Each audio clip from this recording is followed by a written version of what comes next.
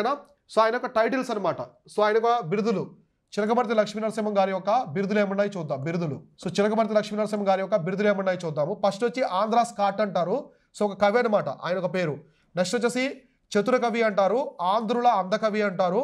Next స్థానిక Shakespeare అని చెప్పేసి పిలుస్తారు. ఇది వీరేశలింగం గారు ఇస్తారు. సో కాబట్టి ఫస్ట్ ఏంటి, ఫస్ట్ వచ్చేసి ఆంధ్ర స్కాట్, ఆంధ్ర స్కాట్ అని చెప్పేసి పిలుస్తారు, ఆంధ్ర స్కాటు. నెక్స్ట్ వచ్చేసి చతుర కవి. నెక్స్ట్ వచ్చేసి ఆంధ్రుల అందకవి, సో ఆంధ్రుల అందకవి.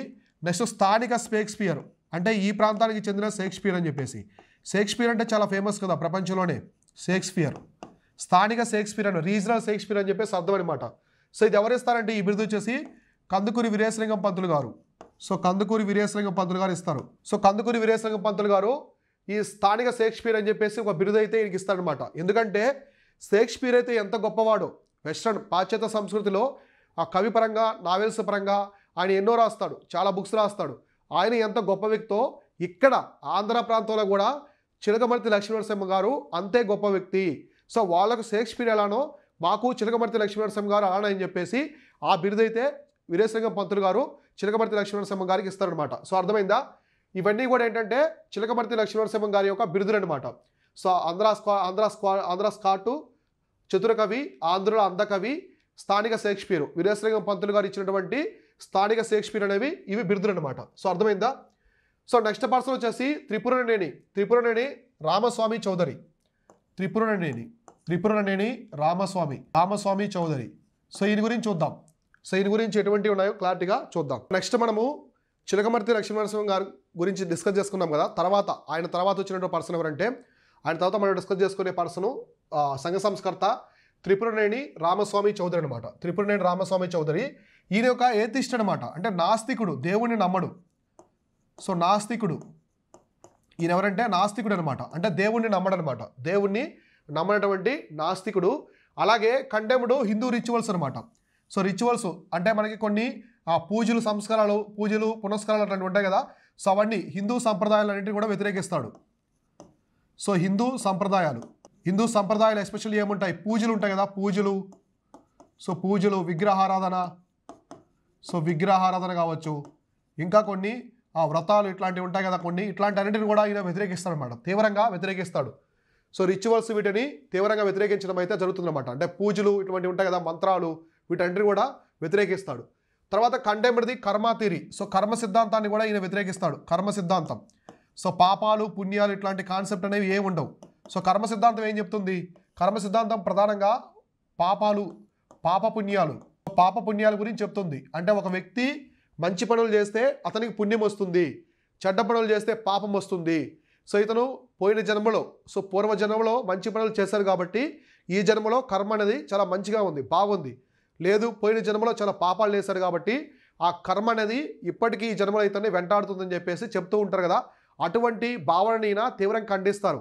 ఎటువంటి కర్మ సిద్ధాంతం లేదు, ఎటువంటి దేవుడు లేడు, ఇవంతా కల్పితాలు మాత్రమే అని చెప్పేసి త్రిపురనేని రామస్వామి చౌదరి గారు చెప్తారనమాట. తర్వాత 1930లో, సో 1930 సంవత్సరంలో ఈయన శాసనలంఘన ఉద్యమం జరుగుతూ ఉంటుంది. మనకి శాసనలంఘన ఉద్యమం. సో శాసనలంఘన ఉద్యమం ఎక్కడ జరుగుతుంది, గాంధీ తీసుకొస్తారు. గాంధీ శాసనలంఘన ఉద్యమం జరుగుతుంది. సివిల్ డిజోబిడియంట్ మూవ్మెంట్ అనమాట, సివిల్ డిజోబిడియంట్ మూవ్మెంట్. సో 1930లో ఈ 1930 సంవత్సరంలో జరిగే ఈ శాసనలంఘన ఉద్యమంలో ఈయన ఒక పాట రాస్తాడు. అంటే ఈయన కూడా స్వాతంత్రోద్యమంలో పాల్గొంటాడు. స్వాతంత్రోద్యమంలో పాల్గొని చాలా వరకు దేశ స్వాతంత్రం కోసం పోరాడతాడు. అందులో ఈయన ఒక పాట రాస్తాడు. ఈ పాట వల్ల చాలామంది ఇన్స్పైర్ అవుతారనమాట. యూత్ కావచ్చు, యువత, అలానే మన ఆంధ్ర ప్రాంతంలో ఉండే ప్రజలందరూ కూడా బాగా ఇన్స్పైర్ అయ్యి స్వాతంత్రోద్యమంలో పాల్గొంటారు, దేశం కోసం స్వాతంత్రోద్యమంలో పాల్గొంటారు. ఆ పాట ఏంటంటే వీరగంధం తెచ్చినాము వీరులెవరో తెలుపుడి. అంటే ఏంటంటే వీరగంధం తెచ్చినాము వీరులెవరో చెప్పమంటాడు. మామూలుగా యుద్ధానికి వెళ్ళే వీరులకి తిలకం దిద్దుతారు, మీకు తెలుసు కదా, వీర తిలకం దిద్దుతారు. వీర తిలకం దిద్దాడంటే అతను సన్నద్ధంగా ఉన్నాడు, యుద్ధానికి తయారయ్యాడు, శత్రువుల్ని చీల్చి చెండాడతాడు, ధైర్య సాహసాలు గల సూర్యుడు ధీరుడు అని చెప్పేసి అర్థం అనమాట. కాబట్టి ఈ విధంగా ప్రజల్ని ఆయన ఇన్స్పైర్ చేసి స్వాతంత్రోద్యమం వైపు తీసుకెళ్తాడు. ఎవరు, త్రిపురనేని రామస్వామి చౌదరి. కాబట్టి ఈయన ఒక పాట రాస్తాడనమాట. ఆయన రాసినటువంటి పాట, సో గేయం అనమాట, ఇది గేయం. సో గేయం ఏంటి, వీరగంధం. సో వీరగంధం తెచ్చినాము సో వీరగంధం తెచ్చినాము వీరులెవరో తెలుపుడి. వీరులెవరో తెలుపుడి అనే పాట ఉంటుంది, పెద్ద పాట ఉంటుంది. సో కాబట్టి ఏంటి పాట ఏంటి? వీరగంధం తెచ్చినాము వీరులెవరో తెలుపుడి అని చెప్పేసి ఈయన చెప్తారనమాట. ఈ పాటతో చాలామంది ఇన్స్పైర్ అవుతారు, ఇన్స్పైర్ అయ్యి స్వాతంత్రోద్యమ వైపు వస్తారు. కాబట్టి ఇటువంటి కీలక పాత్ర పోషిస్తారు. ఇక్కడ ఈ త్రిపురనేని రామస్వామి చౌదరి గారు ఇటువంటి కీలక పాత్ర పోషిస్తారు. ఇక్కడ మనకు కనిపిస్తుంది కదా, ఈయన త్రిపురనేని రామస్వామి చౌదరి అనమాట. సో ఇట్లా ఈయనకి ఒక బిరుదు ఉంటుంది, అదే కవిరాజు బిరుదు అనమాట. ఈయనకు ఉన్నటువంటి టైటిల్ వచ్చేసి కవిరాజు. సో కవిరాజు అని పిలుస్తాడు అనమాట, కవిరాజు అని పిలుస్తారు. కవిరాజా అనే బిరుదు ఎవరిది? మామూలుగా గుప్తుల కాలంలో ఉండే సముద్రగుప్తుని కూడా కవిరాజు అని పిలుస్తారు. ఇక్కడ కూడా కవిరాజు అని ఉంటుంది, గుర్తుపెట్టుకోండి. కవిరాజు అనే బిరుదు ఎవరిదంటే ఆంధ్రలో మనకు సంబంధించిన ఆంధ్ర చరిత్రలో త్రిపురనేని రామస్వామి చౌదరి. ఎందుకంటే ఈయన చాలా గ్రంథాలు రాస్తారు, బుక్స్ రాస్తారు, రచనలు చేస్తారు. సో వాటి ద్వారా ప్రజల్లో ఒక అవగాహన అనేది తీసుకురావడం అయితే జరుగుతుందన్నమాట. ఎస్పెషల్లీ నేషనల్ మూమెంట్, జాతీయోద్యమం వైపు. సో జాతీయోద్యమం, సివిల్ డిజైన్ మూమెంట్లో CDM జరుగుతూ ఉంటుంది. దేశమంతా 1930లో శాసనగణ ఉద్యమం జరుగుతూ ఉంటుంది. గాంధీ కీలక పాత్ర పోషిస్తారు ఇందులో. సో గాంధీ కీలక పాత్ర పోషిస్తాడనమాట. ఈ ఉద్యమం అప్పుడు మన ఆంధ్ర ప్రాంతంలో ఈ పాట రాసి చాలామందిని ఇన్స్పైర్ చేసి ఆ ఉద్యమానికి జోడిస్తాడు. అంటే స్వాతంత్రోద్యమంలో పాల్గొనేలాగా ఈయన ఇన్స్పైర్ చేస్తారు. సో అర్థమైందా? ఇట్లా త్రిపురనేని రామస్వామి చౌదరి గారు చాలా కీలక పాత్ర పోషిస్తాడనమాట. సో అర్థమైంది. నెక్స్ట్ ఆయన బుక్స్, ఎటువంటి పుస్తకాలు రాశారు ఈయన? సో పుస్తకాలు అనమాట. త్రిపురనేని రామస్వామి చౌదరి గారు ఎటువంటి పుస్తకాలు రాశారు? ఒకటి కూని. సో కూని అని చెప్పేసి ఒక బుక్ రాస్తాడు. కూని అనే పుస్తకం రాస్తారు. తర్వాత వచ్చేసి శంభుక వధ అనే బుక్ రాస్తాడు. ఇంకోటి వచ్చేసి సూత పురాణం అని చెప్పేసి ఒక బుక్ రాస్తాడు. నెక్స్ట్ కవిరాజ శతకాలు. కవిరాజ అంటే ఈయన బిరుదు వచ్చేసి కవిరాజ కాబట్టి కవిరాజ శతకాలు అని చెప్పేసి ఇవి కూడా రాస్తాడనమాట. కాబట్టి ఈయన రాసినటువంటి ప్రధానంగా మనం గమనిస్తే ఒకటి కూని. ఈ రాసినటువంటి పుస్తకాలు ఏమన్నాయి? ఎవరు రాస్తారు ఈ పుస్తకాలన్నీ కూడా? త్రిపురనేని రామస్వామి చౌదరి. కాబట్టి ఈయన రాసినటువంటి ప్రధానమైన పుస్తకాలు చూసుకుంటే ఒకటి కూని అనమాట. కూని అనే పుస్తకం రాస్తాడు. తర్వాత శంభుక వధ అనమాట. సో కూని అంటే ఏంటి? కూని చేయడం అంటే ఏంటి? అంతం చేయడం, డిస్పోజ్ అనమాట. అంతం చేయడం అని చెప్పేసి అర్థం. కాబట్టి రాసిన పుస్తకాల్లో ఒకటి కూని, తర్వాత శంభుక వధ, సూత పురాణం, నెక్స్ట్ కవిరాజ శతకాలు. ఇవన్నీ కూడా త్రిపురనేని రామస్వామి చౌదరి గారు రాసినటువంటి పుస్తకాలు అనమాట. ఇందాక మనం చెప్పుకున్నటువంటి ఆ ఒక గేయం అనమాట. గేయం ఏంటది? వీరగంధము తెచ్చినాము వీరులెవరో తెలుపుడి. ఆ గేయం అయితే ఇతన్ని చాలా ఫేమస్ చేస్తుంది, దేశ స్థాయిలో చాలా పెద్ద ప్రముఖ వ్యక్తిగా గుర్తిస్తుంది అనమాట. సో అర్థమైందా? ఇవి త్రిపురనేని రామస్వామి చౌదరి యొక్క పుస్తకాలు అనమాట. నెక్స్ట్ ఆయన తర్వాత ఉన్నటువంటి ప్రధానమైన వ్యక్తి ఎవరంటే Komarraju Venkata Lakshmanarao. So next important వ్యక్తి ఎవరంటే కొమర్రాజు వెంకట లక్ష్మణరావు. సో కొమర్రాజు వెంకట లక్ష్మణరావు ఈయన 1877 నుంచి 1923 వరకు ఉంటారు. ఈయన ఒక సంపాదకుడిగా పనిచేస్తాడు. ఈయన మరాఠా న్యూస్ పేపర్ అనమాట. మరాఠా న్యూస్ పేపర్ అనేటువంటి జ్ఞాన విస్తార్. సో జ్ఞాన విస్తార్ అనేది ఒక మరాఠా పుస్తకం అనమాట. మరాఠా న్యూస్ పేపర్, వార్తాపత్రిక. జ్ఞాన విస్తార్ ఏంటి? ఒక మరాఠా వార్తాపత్రిక అనమాట. సో మరాఠా వార్తాపత్రిక అనేటువంటి జ్ఞాన విస్తార్కి ఎలా పనిచేస్తారు? ఎడిటర్ అంటే సంపాదకుడు. సో సంపాదకుడుగా పనిచేస్తాడు. దేనికి? మరాఠా వార్తాపత్రిక అనేటువంటి జ్ఞాన విస్తార్కి సంపాదకుడుగా, ఎడిటర్గా పనిచేస్తాడు. తర్వాత first Telugu book on history అనమాట. అంటే ఇప్పటి వరకు మనకి చరిత్ర మీద ఎవరు బుక్స్ రాయలేదు, చరిత్ర మీద ఇటువంటి పుస్తకాలు రాయలేదు అనమాట. మొట్టమొదటిసారిగా తెలుగులో చరిత్ర మీద రాసిన పుస్తకం ఏంటంటే శివాజీ చరిత్ర. సో ఈయన రాస్తాడు ఏం బుక్? శివాజీ చరిత్ర అని చెప్పేసి ఒక బుక్ రాస్తాడు అనమాట. కాబట్టి ఈ బుక్ ఫస్ట్ తెలుగు బుక్ అనమాట. సో ఈ శివాజీ చరిత్ర ఏంటి? First Telugu book on history. అంటే చరిత్ర మీద రాసిన మొదటి తెలుగు పుస్తకం అనమాట. మొదటి తెలుగు పుస్తకం. చరిత్ర మీద రాసినటువంటి ఫస్ట్ బుక్ ఏంటంటే ఈ శివాజీ చరిత్ర అనమాట. కాబట్టి ఈ శివాజీ చరిత్ర అనే పుస్తకాన్ని ఎవరు రాశారంటే కొమర్రాజు వెంకట లక్ష్మణరావు గారు రాస్తారు. ఇక్కడ మనకు కనిపించే వ్యక్తి అనమాట, కొమర్రాజు వెంకట లక్ష్మణరావు గారు. సో ఈయన రాసినటువంటి శివాజీ చరిత్ర అనేది తెలుగులోనే మొట్టమొదటి హిస్టరీ బుక్ అనమాట. అంటే ఇప్పటివరకు చరిత్ర మీద ఎవరు బుక్స్ రాయలేదు. ఈయన ఫస్ట్ టైం చరిత్ర మీద రాసినటువంటి పుస్తకమే ఈ శివాజీ చరిత్ర. చరిత్ర మీద రాసిన ఫస్ట్ తెలుగు పుస్తకం. ఓకేనా? మొదటి తెలుగు పుస్తకం. తర్వాత court fight of the Munagala Raja. ఈయన మునగాల రాజా. సో ఈయన ఆస్థాన కవి అనమాట. సో ఆస్థాన కవి ఎవరి ఆస్థాన కవి? సో ఈయన ఆస్థాన కవి ఎవరంటే మునగాల రాజా. సో మునగాల రాజు అయినటువంటి మునగాల రాజు ఎవరు? నాయిని వెంకట రంగారావు. నాయిని వెంకట రంగారావు.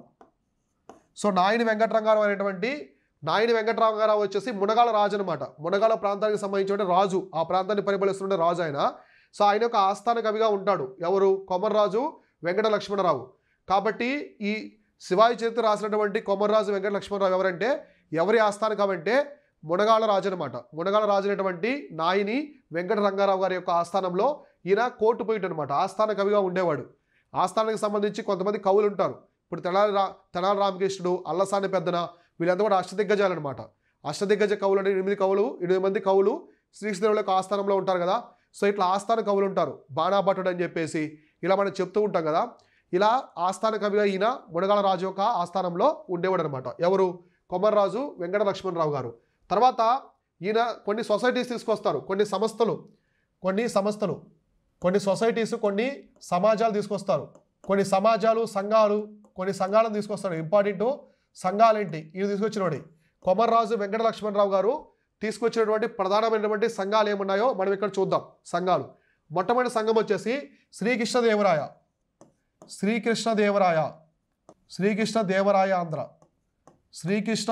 ఆంధ్ర భాషా నిలయం. ఎప్పుడంటే 1910లో తీసుకొస్తారు. 1910 సంవత్సరంలో శ్రీకృష్ణదేవరాయ ఆంధ్ర భాషా నిలయం అని చెప్పేసి తీసుకొస్తాడనమాట. దీన్ని ఎక్కడ ఎస్టాబ్లిష్ చేశారంటే హైదరాబాద్లో. దీన్ని ఎక్కడ స్థాపించారు? హైదరాబాద్లో స్థాపిస్తారు శ్రీకృష్ణదేవరాయ ఆంధ్ర. సో హైదరాబాద్లో 1910 సంవత్సరంలో స్థాపిస్తాడనమాట. కాబట్టి ఈ శ్రీకృష్ణదేవరాయ ఆంధ్ర భాషా నిలయాన్ని ఎక్కడ తీసుకొచ్చారంటే హైదరాబాద్ నగరంలో 1910 సంవత్సరంలో స్థాపించడం అయితే జరిగిందనమాట. తర్వాత first library in united Andhra, మొత్తం ఆంధ్రప్రదేశ్లోనే, అంటే including Telangana. So Andhra and Telangana ప్రాంతాల్లోనే మొదటి లైబ్రరీ అనమాట. మొట్టమొదటి లైబ్రరీ. సో మొట్టమొదటి గ్రంథాలయం. సో కాబట్టి ఆంధ్ర తెలంగాణలోనే మొట్టమొదటి గ్రంథాలయం ఏంటి? సో గ్రంథాలయం వచ్చేసి శ్రీకృష్ణదేవరాయ ఆంధ్ర. సో శ్రీకృష్ణదేవరాయ ఆంధ్ర భాషా నిలయం అనమాట. శ్రీకృష్ణదేవరాయ ఆంధ్ర భాషా నిలయం అనేది మొత్తం యునైటెడ్ ఆంధ్ర, సమైక్య ఆంధ్రలోనే మొట్టమొదటి లైబ్రరీ అంటే గ్రంథాలయంగా మనం చెప్పొచ్చు అనమాట హిస్టరీ ప్రకారం. So next Ravichettu Rangarao. So Rangarao donated is home for this library. అయితే ఈ గ్రంథాలయం కోసం ఆ స్థలాన్ని ఎవరిచ్చారు? సో ఎవరిచ్చారంటే ఒక వ్యక్తి తన సొంత ఇంటినే, సొంత గృహాన్నే ఆ లైబ్రరీ కోసం ఇస్తారనమాట. చూడండి అప్పట్లో ఎంత మంచి గొప్ప వ్యక్తులు.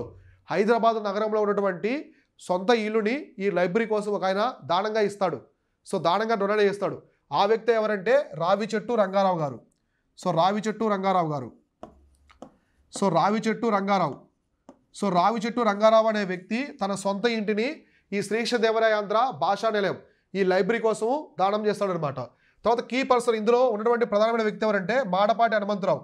సో మాడపాటి హనుమంతరావు గారు హైదరాబాద్ చీఫ్ మినిస్టర్ కూడా పనిచేస్తారు, హైదరాబాదు ముఖ్యమంత్రిగా. సో తెలంగాణ ఆంధ్రలో కలవక ముందు. సో మాడపాటి హనుమంతరావు గారు ఈ యొక్క శ్రీకృష్ణదేవరాయ ఆంధ్ర భాషా నిలయంలో ప్రముఖ వ్యక్తి అనమాట. ప్రముఖమైనటువంటి వ్యక్తి అప్పట్లో. తర్వాత వర్క్స్ బై లైబ్రరీ. సో ఈ లైబ్రరీ చేసినటువంటి ప్రధానమైన పనులు అనమాట. ఈ లైబ్రరీకి సంబంధించినటువంటి ప్రధానమైన పనులు ఏమున్నాయి? సో ప్రధానమైన పనులు ఏమున్నాయంటే, ఒకటి 1927లో సిల్వర్ జూబ్లీ ఆ సభ అనమాట, రజోత్సవ సభ చేస్తారు. సో రజోత్సవం అంటే ఏంటి? సిల్వర్ జూబ్లీ రజోత్సవ సభ. సో రజోత్సవ సభ అనేది 1927లో చేస్తారనమాట. సో అర్థమైందా? ఇదొకటి. తర్వాత 1940లో వచ్చేసి death anniversary of the Potana. So Potana యొక్క వర్ధంతి మహోత్సవాలు చేస్తారు. పోతన ఉన్న కవి సో బమ్మెర పోతన. సో పోతన యొక్క వర్ధంతి కూడా సెలబ్రేట్ చేస్తారు ఇక్కడ. సో వర్ధంతి కూడా ఉత్సవాలు అనేది చేస్తారనమాట ఆయన గుర్తుగా. తర్వాత 1942లో భువన విజయం సెలబ్రేషన్. సో భువన విజయం అంటే ఏంటి? శ్రీకృష్ణదేవరాయల యొక్క ఆస్థానం పేరు భువన విజయం. శ్రీకృష్ణదేవరాయల యొక్క ఆస్థానం పేరు భువన విజయం అనమాట. సో ఏంటి భువన విజయం అనేది? శ్రీకృష్ణదేవరాయల యొక్క ఆస్థానం. సో శ్రీకృష్ణదేవరాయల యొక్క ఆస్థానాన్ని ఏమంటారంటే భువన విజయం అని చెప్పేసి పిలుస్తారు. ఈ లైబ్రరీకి ఆయన పేరు పెట్టుకున్నారు, శ్రీకృష్ణదేవరాయ ఆంధ్ర భాషా నిలయం అని పేరు పెట్టుకున్నారు. సో కాబట్టి ఆ భువన విజయం యొక్క సెలబ్రేషన్స్ కూడా చేస్తారు. ఈ ఈ లైబ్రరీ చేసిన ఈ గ్రంథాలయం చేసిన ప్రముఖమైనటువంటి పనులు ఏమున్నాయంటే, ఒకటి సిల్వర్ జూబ్లీ అనమాట, రజతోత్సవ సభ చేసుకుంటారు.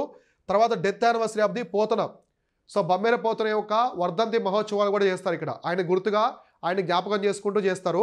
తర్వాత బౌణ విజయం ఒక సెలబ్రేషన్స్, సో సప్తా సంకలనం అంటారు. బౌణ విజయం అంటే శ్రీకృష్ణుల యొక్క ఆస్థానం అనమాట. ఆస్థానంలో అష్టదిగ్గజాలు అని చెప్పేసి 8 మంది కవులు ఉండేవాళ్ళు. వాళ్ళందరూ స్మరించుకుంటూ ఇటువంటి సెలబ్రేషన్స్ కూడా ఈ శ్రీకృష్ణదేవరాయ భాషా నిలయం అనేది చేస్తుంది. అంటే దీని యొక్క మెయిన్ థీమ్ ఏంటంటే లాంగ్వేజ్ అనమాట, భాషని డెవలప్ చేసుకోవడం. సో తెలుగు భాషని మనం అభివృద్ధి చేసుకోవడమే దీని యొక్క ప్రధాన కర్తవ్యం అనమాట. సో అర్థమైందా? ఇది ప్రధానమైనటువంటి ఘట్టం అనమాట. ఇది వచ్చేసి ఇంపార్టెంట్ సొసైటీ. ఇవన్నీ ఎవరు తీసుకొచ్చారు? కొమర్రాజు. సో కొమర్రాజు, సో ఇందా మనం చెప్పుకున్నటువంటి కొమర్రాజు వెంకట లక్ష్మణరావు గారు. సో ఇవన్నీ కొమర్రాజు వెంకట లక్ష్మణ, సో లక్ష్మణరావు గారు తీసుకొచ్చినటువంటి సమాజం సంఘాలు అనమాట. కాబట్టి వీటంటిలో ప్రధానమైనటువంటి పాత్ర ఎవరిదంటే కొమర్రాజు వెంకట లక్ష్మణరావు. సో తర్వాత ఇంకా ఆ లైబ్రరీకి సంబంధించిన కొన్ని అసోసియేటెడ్ ఆర్గనైజేషన్ అనమాట, అనుబంధ సంస్థలు.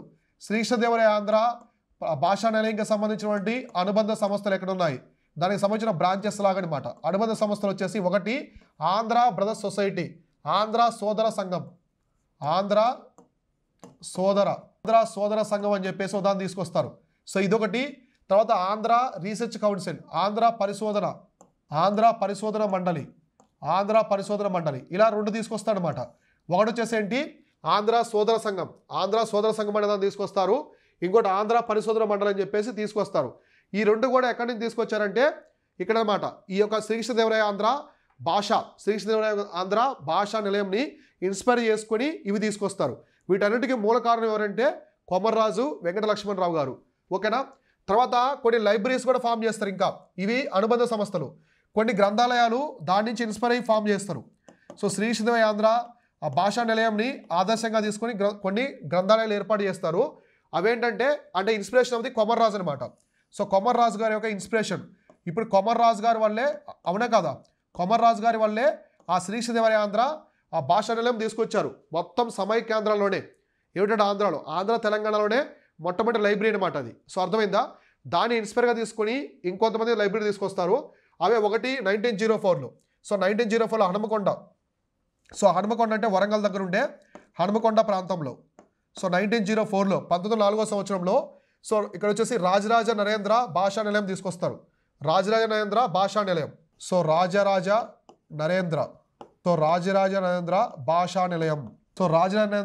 నిలయం అనే దాన్ని తీసుకొస్తారు. తర్వాత వచ్చేసి 1904లో సికింద్రాబాద్ దగ్గర, 1904లో ఎక్కడంటే సికింద్రాబాద్. సో 1904లో సికింద్రాబాద్ దగ్గర తీసుకొస్తారు. ఇదంటే ఆంధ్ర సమవర్ధిని గ్రంథాలయం, ఆంధ్ర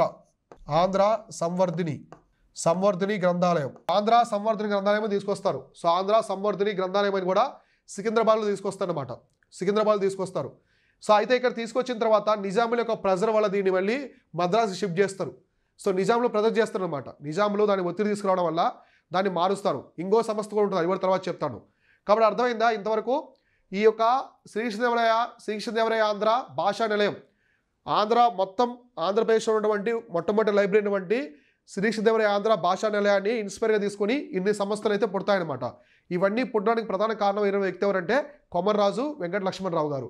సో తర్వాత నెక్స్ట్ ఆర్గనైజేషన్ వచ్చేసి విజ్ఞాన చంద్రికా మండలి. ఇదే అనమాట మార్చేది.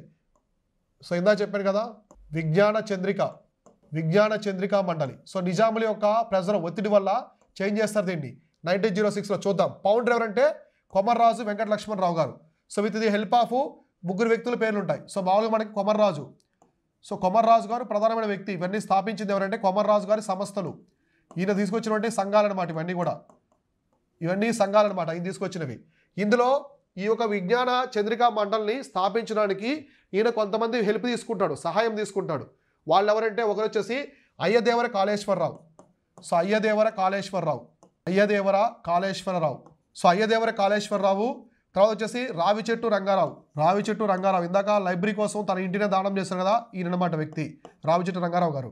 తర్వాత గాడిచెర్ల హరిసర్వోత్తమరావు.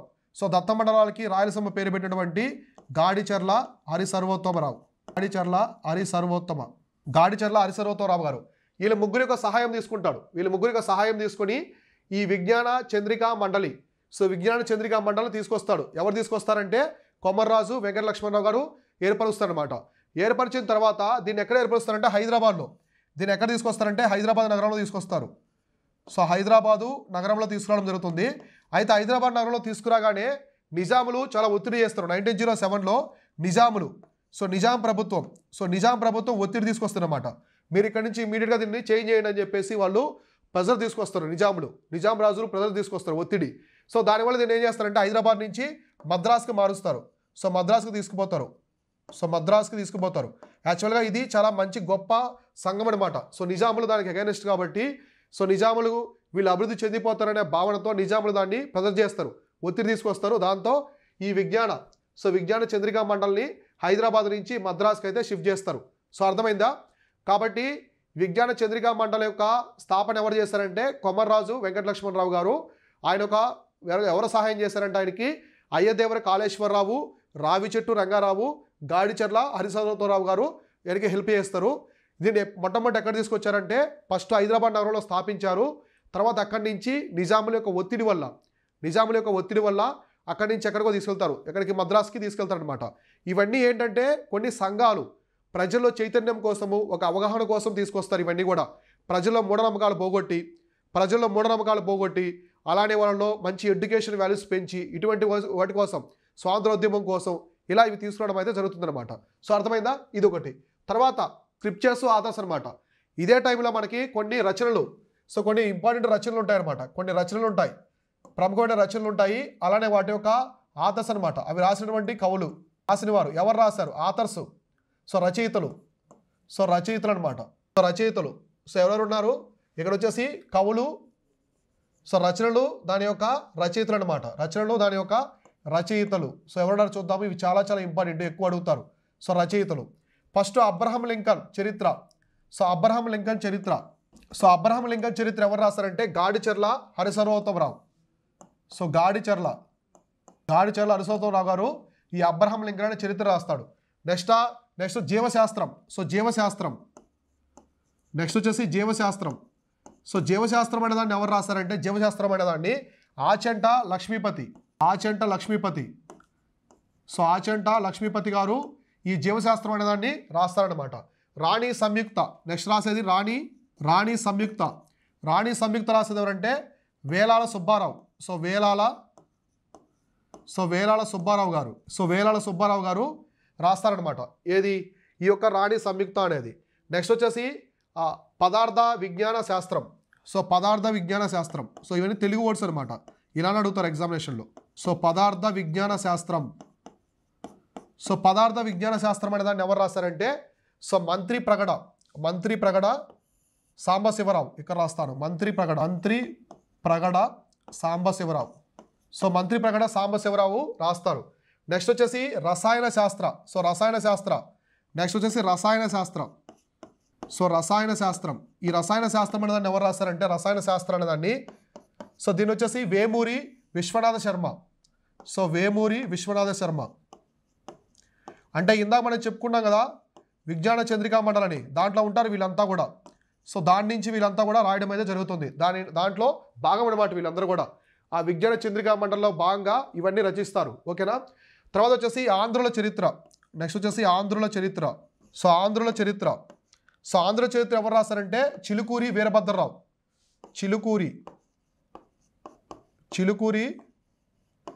వీరభద్రరావు రాసింది ఈ ఆంధ్రుల చరిత్ర. నెక్స్ట్ విమలాదేవి. సో విమలాదేవి ఎవరు రాస్తారంటే భోగరాజు నారాయణమూర్తి. సో భోగరాజు నారాయణమూర్తి రాసింది విమలాదేవి. నెక్స్ట్ హిందూ మరియు మహమ్మదీయ యుగం. సో హిందూ అనే ఒక బుక్, ఇది సపరేట్ అనమాట. హిందూ అనేది సపరేటు. నెక్స్ట్ ఇంకోటి వచ్చేసి మహమ్మదీయుల యుగం. సో హిందూ మరియు ఇంకోటి ఏంటంటే మహమ్మదీయుల యుగం. ఇది ఎవరు రాస్తారంటే కొమర్రాజు వెంకట లక్ష్మణరావు. సో ఇవన్నీ స్థాపించినటువంటి కొమర్రాజు వెంకట లక్ష్మణరావు గారు. సో కొమర్రాజు వెంకట లక్ష్మణరావు గారు అది రాస్తారనమాట. నెక్స్ట్ వచ్చేసి అర్థశాస్త్రం. సో అర్థశాస్త్రం ఎవరు రాస్తారంటే కట్టమంచి రామలింగారెడ్డి. సో కట్టమంచి రామలింగారెడ్డి గారు ఫస్ట్ ఉపకులపతి అనమాట. ఆంధ్ర యూనివర్సిటీకి మొట్టమొదటి ఉపకులపతి, అంటే vice chancellor of the first vice chancellor of Andhra university. Andhra university స్థాపించిన తర్వాత దానికి మొట్టమొదటి వైస్ ఛాన్సలర్ ఎవరంటే కట్టమంచి రామలింగారెడ్డి గారు. కాబట్టి ఇవన్నీ కూడా ఈ విజ్ఞాన చంద్రికా మండలి ద్వారా రాస్తారు. అబ్రహం లింకన్ చరిత్ర ఎవరు రాస్తారంటే గాడిచర్ల హరిసర్వతోరావు గారు. జీవశాస్త్రం ఎవరు రాస్తారంటే ఆచంట లక్ష్మీపతి గారు. తర్వాత రాగి సంయుక్త అనే దాన్ని ఎవరు రాస్తారు? రాణి సంయుక్త. ఇది రాణి సంయుక్త అనే దాన్ని ఎవరు రాస్తారంటే వేలాల సుబ్బారావు గారు. పదార్థ విజ్ఞాన శాస్త్రం ఎవరు రాశారంటే మంత్రి ప్రగడ సాంబశివరావు గారు. రసాయన శాస్త్రం ఎవరు రాశారంటే వేమూరి విశ్వనాథ శర్మ గారు. తర్వాత ఆంధ్ర చరిత్ర ఎవరు రాశారంటే చిలుకూరి వీరభద్రరావు గారు. తర్వాత విమలాదేవి ఎవరు రాశారంటే భోగరాజు నారాయణమూర్తి గారు. హిందూ మరియు మహమ్మదీ యుగం అనే 2 బుక్స్ ఎవరు రాశారంటే ఇక్కడ వచ్చేసి కొమర్రాజు వెంకట లక్ష్మణరావు గారు. అర్థశాస్త్రం అనేది ఫైనల్గా కట్టమంచి రామలింగారెడ్డి గారు. సో ఇవన్నీ కూడా ఈ విజ్ఞాన చంద్రికా మండలిలో భాగంగా రాస్తారనమాట. విజ్ఞాన చంద్రికా మండలిలో బాగా రాయడం అయితే జరుగుతుంది. సో ఓకేనా, ఇంతవరకు క్లియర్ కదా. సో ఇవన్నమాట. తర్వాత ఆంధ్ర విజ్ఞాన. సో నెక్స్ట్ మనకి ఆంధ్ర విజ్ఞాన. సో ఆంధ్ర విజ్ఞాన సర్వస్వం అని చెప్పేసి ఒకటి ఉంటుంది. ఆంధ్ర విజ్ఞాన సర్వస్వం అని ఒకటి ఉంటుంది అనమాట. ఇది 1912 తీసుకొస్తారు. ఇది కూడా సంఘం. సో శ్రీకృష్ణదేవరాయ ఆంధ్ర భాషా నిలయం ఒకటి, విజ్ఞాన చంద్రికా మండలి, దాంతోపాటు ఇది కూడా ఒక సంఘం అనమాట. దీని యొక్క స్థాపకుడు కూడా ఎవరంటే కొమర్రాజే. సో ఇవన్నీ కూడా కొమర్రాజు వెంకట లక్ష్మణరావు గారు తీసుకొస్తారు. వెంకట లక్ష్మణరావు గారు. సో దీన్ని 1916లో ఎస్టాబ్లిష్డ్ ఆంధ్ర సరస్వతి పరిషత్ ఇన్ కోవూరు అనమాట. సో ఇందులో భాగంగా వీళ్ళు ఏం చేస్తారంటే 1916వ సంవత్సరంలో ఆంధ్ర సరస్వత పరిషత్ అని తీసుకొస్తారు. ఆంధ్ర సరస్వత పరిషత్ అని ఎక్కడ తీసుకొస్తారంటే కొవ్వూరు. సో కొవ్వూరు అనే ప్రాంతంలో తీసుకొస్తారు.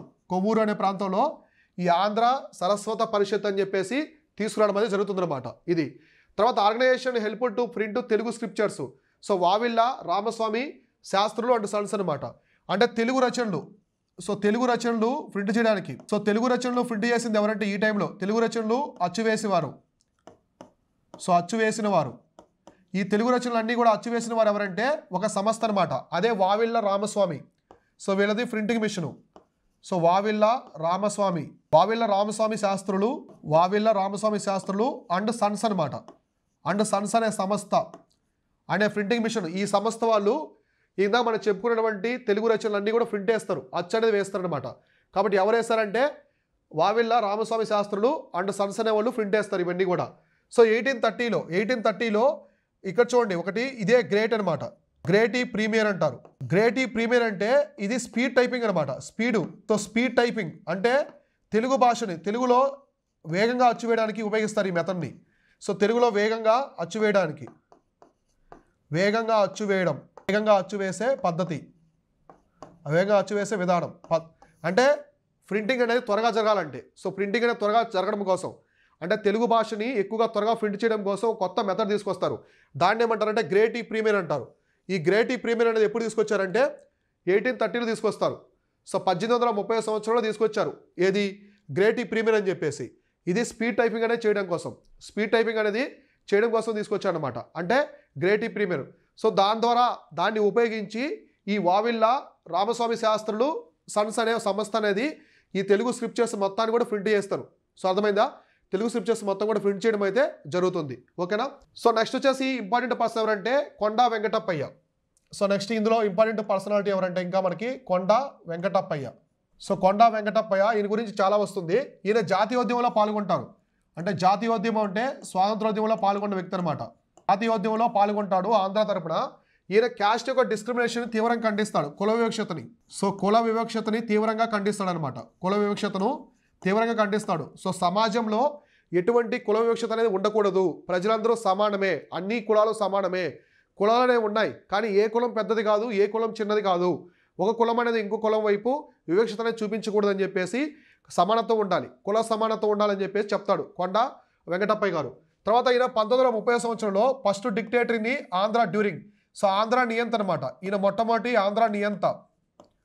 సో ఆంధ్ర నియంత ఏ టైంలో అంటే శాసనలంఘన ఉద్యమం జరుగుతూ ఉంటుంది. శాసనలంఘన ఉద్యమం, సివిల్ డిజిటల్ మూవ్మెంట్ అనమాట. సిడిఎం అనేది జరుగుతూ ఉంటుంది. సో 1930 ఈ టైంలో. సో ఈ టైంలో ఆంధ్రాలో మొట్టమొదటి డిక్టేటర్ అనమాట ఈయన. సో నియంత ఎవరంటే కొండా వెంకటప్పయ్య. అలానే ఈయనకి ప్రముఖ బిరుదు ఉంటుంది. సో ఈయనకి ఫేమస్ బిరుదు ఉంటుంది అనమాట. సో ఆ బిరుదు ఏంటంటే దేశభక్త అని పిలుస్తారు కొండా వెంకటప్పయ్యని. సో దేశభక్త కొండా వెంకటప్పయ్య అని పిలుస్తాడు అనమాట. కాబట్టి ఇక్కడ కనిపిస్తున్న ఇమేజ్లో ఉండే వ్యక్తే కొండా వెంకటప్పయ్య. ఈయన మన ఆంధ్ర యొక్క ఆంధ్ర స్టేట్ ఏర్పడడానికి కూడా చాలా కృషి చేస్తారు.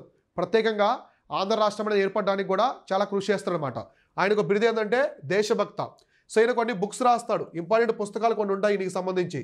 సో కొండా వెంకటప్పయ్య గారికి సంబంధించి ఇంపార్టెంట్ పుస్తకాలు కొన్ని ఏంటంటే ఆంధ్రోదయం. సో ఆంధ్రోదయం ఒకటి, ఇంకోటి సృష్టి విచారం, నెక్స్ట్ వచ్చేసి స్వీయ చరిత్ర. అంటే ఆంధ్రోదయము, సృష్టి విచారము, స్వీయ చరిత్ర ఈ 3 రచనలు ఎవరి అంటే కొండా వెంకటప్పయ్య గారి. సో కొండా వెంకటప్పయ్య యొక్క బిరుదు ఏంటంటే దేశభక్త. ఈయన సంఘ సంస్కృతే కాదు, డైరెక్ట్గా ఈయన రావడము ఎక్కడికి వెళ్తారంటే స్వాతంత్రోద్యమంలో పాల్గొంటాడు. ఆంధ్ర తరపున స్వాతంత్రోద్యమంలో పాల్గొని అక్కడ జాతీయోద్యమంలో కీలక పాత్ర పోషిస్తాడు. గాంధేయవాది అనమాట వీళ్ళంతా కూడా, గాంధీని ఫాలో అవుతూ ఉంటారు. శాసనాంగణ ఉద్యమం టైంలో ఆంధ్ర యొక్క డిక్టేటర్ అనమాట, ఆంధ్ర నియంతగా ఉంటాడు. సో ఇలా అనమాట. సో అర్థమైందా? కాబట్టి CDM సివిల్ డిజార్డర్ మూవ్మెంట్ టైంలో ఆంధ్ర యొక్క ఫస్ట్ డిక్టేటర్, ఆంధ్ర మొదటి నియంత అనమాట ఈయన. ఆంధ్ర మొదటి నియంత ఎవరంటే కొండా వెంకటప్పయ్య గారు. 1930లో ఈయన యొక్క బిరుదు వచ్చేసి దేశభక్త. ఈయన రాసిన పుస్తకాలు ఏంటంటే ఆంధ్రోదయము, సృష్టి విచారము, స్వీయ చరిత్ర. ఇవి ప్రధానమైన పుస్తకాలు ఎవరి కొండా వెంకటప్పయ్య గారికి సంబంధించి. తర్వాత ఉన్నటువంటి పర్సన్ అంటే ఉన్నవ లక్ష్మీనారాయణ. సో ఉన్నవ లక్ష్మీనారాయణ. సో ఈయన వచ్చేసి ఇక్కడ కనిపించే వ్యక్తి అనమాట. ఈయన కూడా చాలా గొప్ప వ్యక్తి. ఈయన గుంటూరు ప్రాంతంలో జన్మిస్తారు. ఈ గుంటూరు ప్రాంతం నుంచి ఈయన పోరాడతాడనమాట. సో గుంటూరు ప్రాంతం నుంచి ఈయన మొదలు పెడతాడు. ఈయన కూడా కుల వివక్షత మీదే పోరాడతాడు. ఈయన ఎక్కువగా ఉమెన్ ఎడ్యుకేషన్, విడో రీమ్యారేజ్ అనమాట. అంటే మహిళా విద్య. సో ఈయన యొక్క ప్రధాన కర్తవ్య లక్ష్యం ఏంటంటే మహిళా విద్య ఒకటి, వితంతువుల పునర్వివాహాలు. సో వితంతువులు పెళ్లి చేసుకోండి, తప్పు లేదు. సో భర్త చనిపోయి మంచి వయసులో ఉన్నటువంటి అమ్మాయిలని, సో ఆడపిల్లలు పెళ్లి చేసుకోవడం తప్పు లేదు. వితంతువుని పెళ్లి చేసుకుంటే ఎటువంటి పాపాలు శాపాలు తగలవు, అది ఒక మూఢనమ్మకం మాత్రమే అని చెప్పేసి వితంతు పునర్వివాహాలు చాలా చేపిస్తాడు కందుకూరి వీరేశలింగం పంతుల్లాగా. అలాగే మహిళలకు విద్య కోసం కూడా పోరాడతాడు. సో మహిళల్లో విద్య ఉండాలి, వంటింటికి కుందేలాగా ఆడవాళ్ళు ఉండకూడదు, వంటింటికి పరిమితం అవ్వకూడదు అని చెప్పేసి విద్యను కూడా ప్రోత్సహిస్తాడనమాట. తర్వాత ఆయన ఒక హోమ్ తీసుకొస్తాడు విడోస్ కోసం గుంటూరులో. సో గుంటూరులో ఈయన వితంతు గృహం తీసుకొస్తాడు. వితంతు గృహాలు తీసుకొస్తాడు. ఎక్కడంటే గుంటూరు ప్రాంతంలో వితంతువులు వెలేస్తారు కదా, సో వాళ్ళందరి కోసం కూడా వితంతు గృహాలు తీసుకొస్తాడు. విడో హౌసెస్ అనమాట. విడో హౌసెస్ అనేవి ఈ ఉన్నవ లక్ష్మీనారాయణ గారు తీసుకొస్తారు. అలానే 1921లో ఈయన కొన్ని నావెల్స్ రాస్తాడు, నవలలు. ఈయన 1921లో రాసినటువంటి నవలలు. సో 1921 సంవత్సరంలో ఈయన కొన్ని నవలలు రాస్తాడు. అదే వచ్చేసి మాలపల్లి. సో మాలపల్లి అని చెప్పేసి ఒక నవల రాస్తాడు, చాలా ఫేమస్ నవల అనమాట. మాలపల్లి అని చెప్పేసి రాస్తాడు. దీన్నే ఇంకో పేరుతో ఎలా పిలుస్తారంటే మాలపల్లి లేదా సంఘ విజయం అని రాస్తారు. సంఘ విజయం అని చెప్పేసి పిలుస్తారనమాట. సంఘ విజయం అంటే దీన్ని మాలపల్లి అంటారు లేదా సంఘ విజయం, రెండు ఒకటే అనమాట. ఈ నావెల్ ఎప్పుడు రాస్తారంటే ఆయన జైల్లో ఉంటాడు. జైల్లో ఉన్నప్పుడు వాళ్ళు ఊరికే ఉండకుండా ఈ ఆత్మకథలు ఇవి రాసుకుంటూ ఉంటారు కదా. సో అట్లా ఆయన జైల్లో ఎప్పుడంటే నాన్ కోఆపరేషన్ మూమెంట్, సహాయ నిరాకరణ ఉద్యమం. సో మనకి నేషనల్ లెవెల్లో ఈయన స్వాతంత్రోద్యమంలో ఉంటాడు కాబట్టి సహాయ నిరాకరణ ఉద్యమం ఎప్పుడు జరుగుతుంది? 1920లో. సో 1920లో జరుగుతుంది. ఈ 21లో జైల్లోకి వెళ్తారు. సో ఉన్నవ లక్ష్మీనారాయణ గారు జైల్లోకి వెళ్ళిన తర్వాత ఆ జైల్లో ఆ ఊరికే సమయాన్ని వృధా చేయకుండా కొన్ని నవలలు రాస్తాడు. ఆ నవలలో ఏమంటే మాలపిల్ల అనమాట. సో మాలపల్లి అంటారు, మాలపల్లి లేదా ఇక్కడ సంఘ విజయం అంటారు. ఈ మాలపల్లిని ఆదర్శంగా తీసుకొని ఆ మాలపిల్ల అనే మూవీ వచ్చింది అనమాట ఇంతకుముందు. సో మాలపిల్ల అని చెప్పేసి మూవీ వచ్చింది అప్పట్లో, పాతకాలంలో అనమాట, స్వాతంత్రోద్యమం ముందు. ఆ మూవీ అనేది ఇక్కడి నుంచే ఇన్స్పైర్ చేసుకున్నారు. ఈ యొక్క మాలపల్లి నుంచే అక్కడ మాలపిట్ట అని ఒకటి తీసుకొచ్చాడు అనమాట. మాలపిల్ల అని చెప్పేసి ఒక మూవీ కూడా తీస్తారు, మనం వాళ్ళు డిస్కస్ చేసుకున్నాం కదా. అది ఇక్కడి నుంచి ఇన్స్పైర్ అయ్యారనమాట. ఉన్నవ లక్ష్మీనారాయణ రాసినటువంటి గ్రంథం నుంచి నావెల్ నుంచి తీసుకున్నారు. కాబట్టి సహాయ నిరాకరణ ఉద్యమంలో జైల్లో ఉన్నటువంటి ఉన్నవ లక్ష్మీనారాయణ గారు ఆ సమయాన్ని వృధా చేయకుండా ఈ మాలపల్లి లేదా సంఘ విజయం అనే నవల అనేది రాస్తాడనమాట. సో అర్థమైందా ఇట్లా. సో తర్వాత ఈయన యొక్క ఫస్ట్ సోషల్ నావెల్ మన తెలుగులోనే మాలపిల్ల. సో ఫిలిం ఇందాక చెప్పాను కదా, మాలపిల్ల అనే మూవీ తీస్తారు. ఎవరంటే సారథి స్టూడియో అనమాట. సో ఈ మాలపల్లి ఇందాక రాసినటువంటి ఈ మాలపల్లి అనేది ఉన్నవ లక్ష్మీనారాయణ గారు రాసినటువంటి మాలపల్లి అనేది మొదటి సామాజిక నవల అనమాట. తెలుగులోనే మొదటి సామాజిక నవల. సో మొట్టమొదటి సామాజిక నవల. ఇప్పటివరకు సమాజాన్ని గురించి ఎవరు కూడా నవల రాయరు.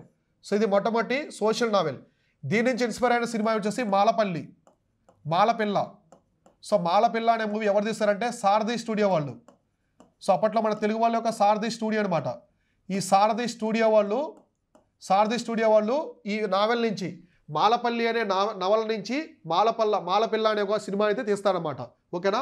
నెక్స్ట్ 1922లో శ్రీ శారదా నికేతన్. సో గుంటూరులో శ్రీ శారదా నికేతన్ అని చెప్పేసి తీసుకొస్తారు. ఎక్కడంటే గుంటూరు ప్రాంతంలో. సో గుంటూరు ప్రాంతంలో శ్రీ శారదా నికేతన్ అని చెప్పేసి వాళ్ళ యొక్క వైఫ్ యొక్క సహాయంతో అనమాట, వీళ్ళ యొక్క శ్రీమతి వైఫ్ సహాయంతో, ఆయన యొక్క భార్య సహాయంతో, సో భార్య సహాయంతో తీసుకొస్తాడు. ఈయన యొక్క భార్య ఎవరంటే ఉన్నవ లక్ష్మీబాయమ్మ. ఈమె కూడా స్వాతంత్ర సమరయోధురాలు. ఉన్నవ లక్ష్మీబాయమ్మ. సో ఉన్నవ లక్ష్మీనారాయణ యొక్క భార్య ఎవరంటే ఉన్నవ లక్ష్మీబాయమ్మ. ఇద్దరు కలిసి గుంటూరులో 1922 సంవత్సరంలో శ్రీ శారదా నికేతన్ అని తీసుకొస్తారు. ఇదేంటంటే ఫ్రీ ఎడ్యుకేషన్ అనమాట. సో అందరికి కూడా ఎడ్యుకేషన్ అనేది ఫ్రీగా అందిస్తారు. ఓ ట్రస్ట్ లాంటిది. సో ట్రస్ట్ లాగా దీన్ని తీసుకొస్తారు. ఎవరంటే ఉన్నవ దంపతులు అంటే ఉన్నవ లక్ష్మీనారాయణ, ఆయన యొక్క శ్రీమతి లక్ష్మీబాయమ్మ ఇద్దరు కలిసి తీసుకొస్తారు. అలానే ఈయన ఆంధ్ర సెక్రటరీగా పనిచేస్తాడు. దేనికి? All India Khilafat Swaraj party. So Chittaranjan Das, CR Das తెలుసు కదా మీకు, ఇండియన్ హిస్టరీలో వస్తారు కదా, Chittaranjan Das, CR Das. So CR Das తీసుకొచ్చిన పార్టీ ఏంటి? All India Khilafat. సో మనం సింపుల్గా దాన్ని స్వరాజ్ పార్టీ అంటాం. So all India Khilafat Swaraj party అనమాట. So all India Khilafat Swaraj party. So దీన్ని సింపుల్గా స్వరాజ్ పార్టీ అంటాం. ఈ పార్టీకి ఆంధ్ర కార్యదర్శిగా పనిచేస్తాడు ఎవరు? ఉన్నవ లక్ష్మీనారాయణ. సో ఆంధ్రాలో కార్యదర్శిగా ఉంటాడు. సో ఆంధ్రాలో ఈ పార్టీకి కార్యదర్శి సెక్రటరీ ఎవరంటే ఉన్నవ లక్ష్మీనారాయణ అనమాట. సో ఆయన ఈ స్వరాజ్ పార్టీకి, చిత్తరంజన్ దాస్ తీసుకొచ్చిన స్వరాజ్ పార్టీకి ఆంధ్ర కార్యదర్శిగా ఉంటారు. అంటే ఆంధ్రాలో ఈ పార్టీకి హెడ్ ఎవరంటే ఉన్నవ లక్ష్మీనారాయణ గారు. సో అర్థమైంది కదా, స్వరాజ్ పార్టీకి హెడ్గా ఉంటారు. సో నెక్స్ట్ వచ్చేసి ఇంపార్టెంట్ పర్సన్ ఎవరంటే నండూరి వెంకట సుబ్బారావు. సో నండూరి వెంకట సుబ్బారావు ఈయన వసంతవాడ అని చెప్పేసి ఏలూరులో ఒక ప్రాంతంలో జన్మిస్తారు. వసంతవాడ ఇప్పుడు ఇది ఏలూరులో ఉంటుంది. ఏలూరు ఉంది కదా, సో ఏలూరు ప్రాంతంలో వసంతవాడలో జన్మిస్తారు. ఈయన చాలా ఫేమస్ ఎందుకంటే ఎంకి పాటలు అనమాట. సో ఎంకి పాటలు అనేవి ఈయన ఫేమస్ చేస్తారు. ఎంకి పాటలు రాస్తాడు ఈయన. సో ఎంకి పాటలు అని చెప్పేసి మనం వింటుంటాం చూడండి, చాలా బాగుంటాయి. ఎంకి పాటలు అంటారు. ఎంకి పాటలు అని చెప్పేసి మనం చూస్తాం. ఈ పాటలు చాలా ఫేమస్ అనమాట. జానపద గేయాల్లాగా ఉంటాయి. అప్పట్లో చాలా ఫేమస్ అయ్యాయి. ఇప్పటికి కూడా ఎంకి పాటలు అంటే చాలా మంది మంచి ఆదరణ చూపిస్తారు. ఇటువంటి ఎంకి పాటలు ఎవరు తీసుకొచ్చారంటే ఈయనే అనమాట. So creator of the Enki and Naidu బావా సాంగ్స్. సో మామూలుగా ఎంకి, ఇంకోటి ఏంటంటే నాయుడు బావ. సో ఎంకి నాయుడు బావకు సంబంధించిన పాటలు ఉంటాయన్నమాట. సో నాయుడు బావ పాటలు. సో ఎంకి నాయుడు బావ పాటలు. ఎంకి అంటే ఒక లేడీ అనమాట, ఒక ఆమె. సో ఆమె నాయుడు బావకు సంబంధించినటువంటి వాళ్ళిద్దరి మధ్య ఉన్నటువంటి కొన్ని శృంగారభరితమైనటువంటి పాటలు అనమాట, గేయాలు. సో జానపద గేయాలు అనమాట.